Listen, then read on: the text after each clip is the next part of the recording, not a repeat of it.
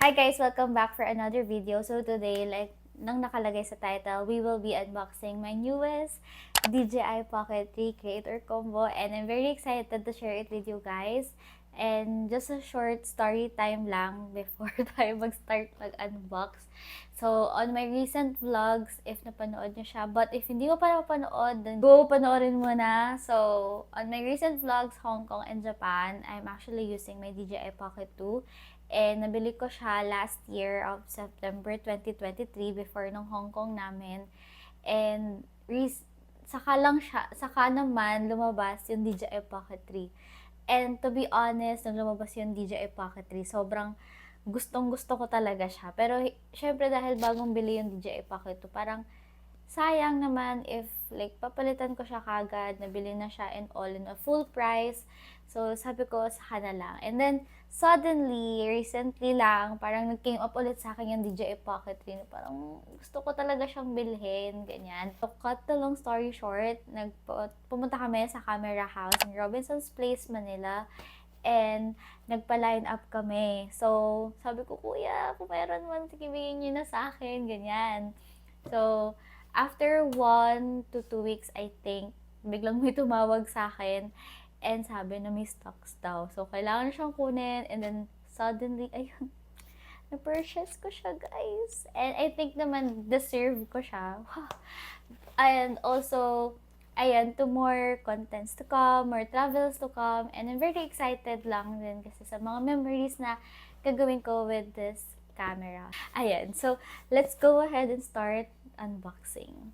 So here it is. Nabili ko siya sa camera house sa Robinson's Place, Manila. So pwede naman kayo magpa-line up sa mga camera house.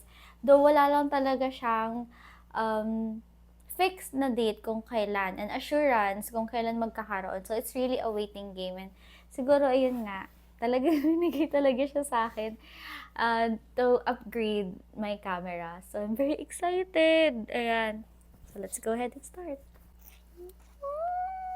Kinikilig ako, guys. Ewan ko, di pa rin ako talaga makapaniwala. But, ayun, finally, it's here!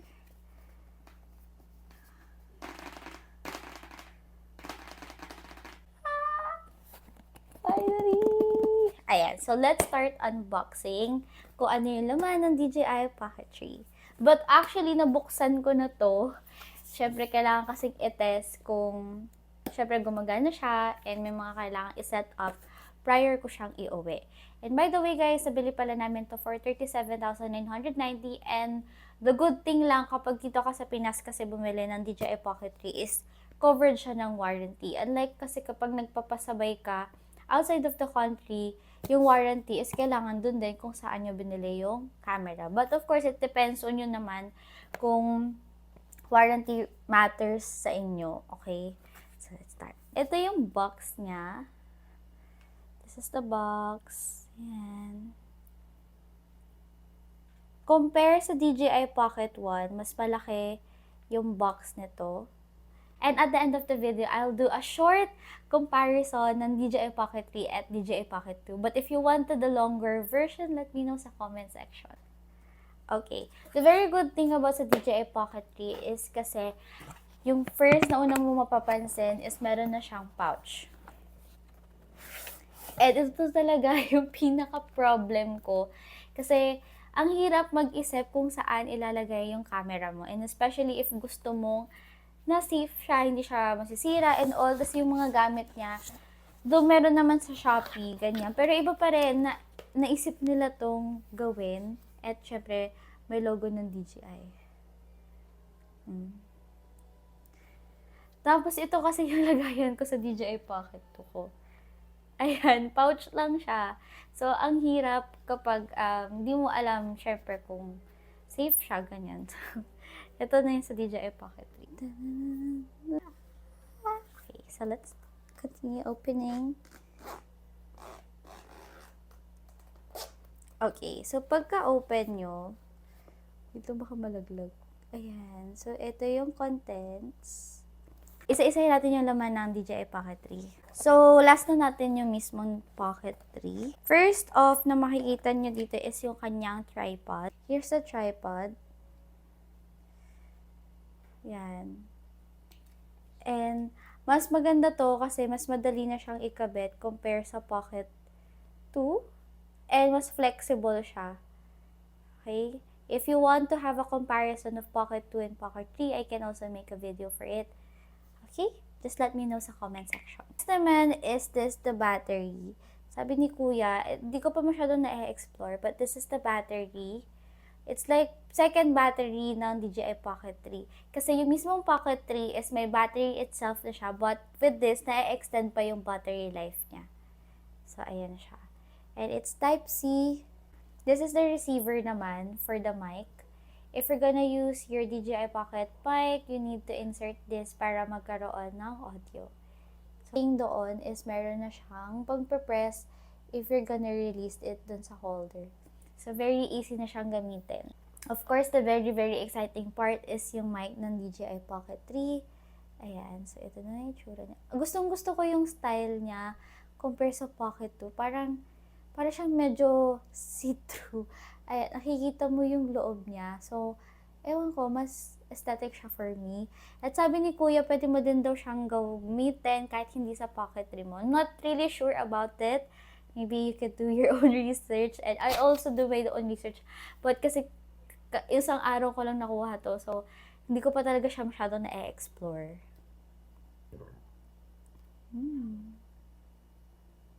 So, yan. And of course, may kasama siyang windscreen.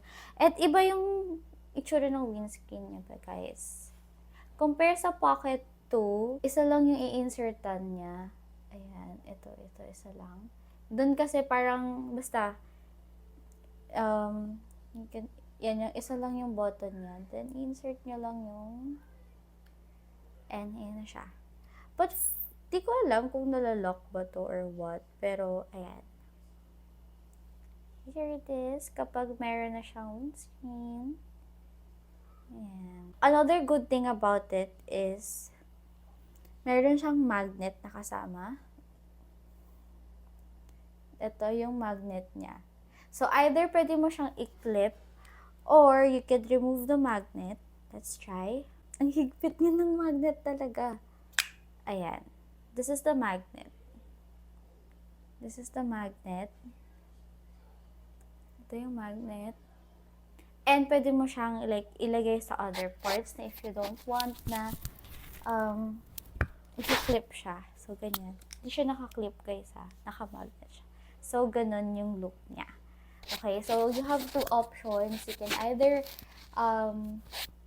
i-clip siya or magnet. So, yun yung isang magandang feature niya din. And grabe yung dikit nung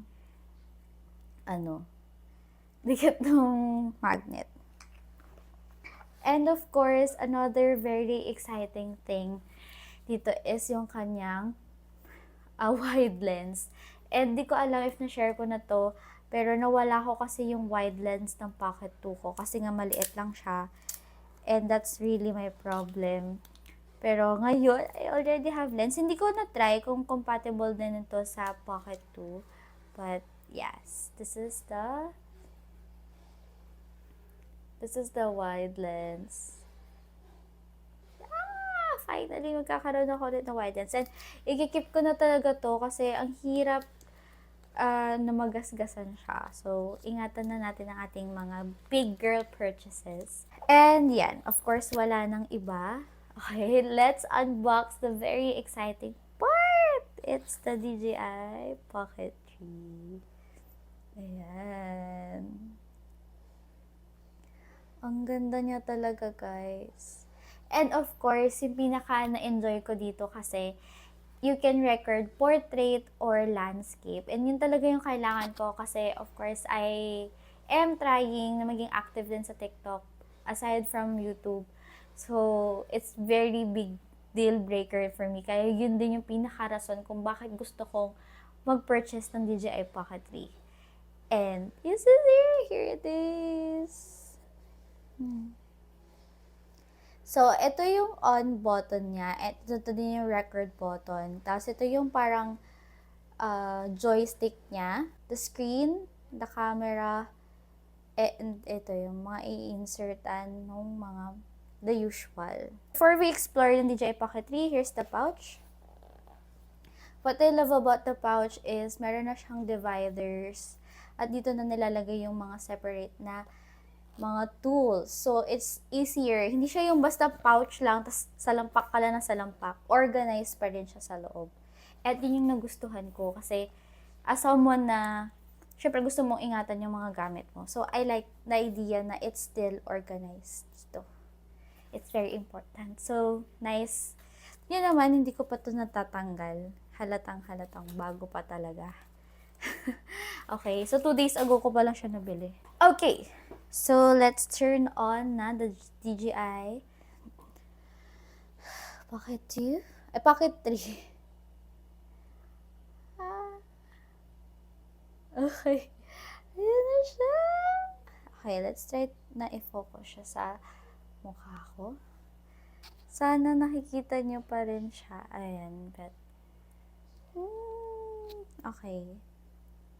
So,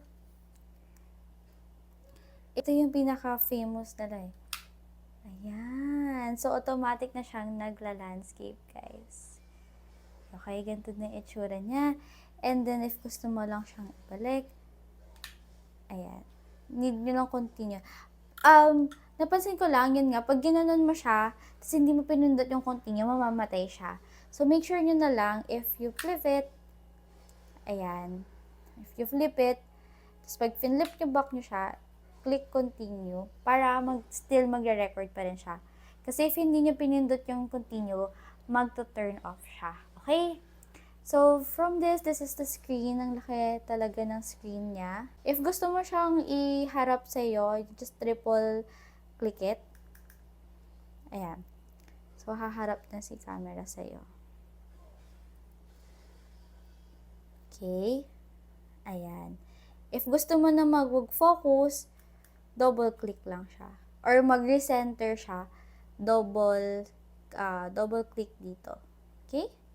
Things I like about this, ayun nga, pwede mo siyang i-portrait and i-landscape.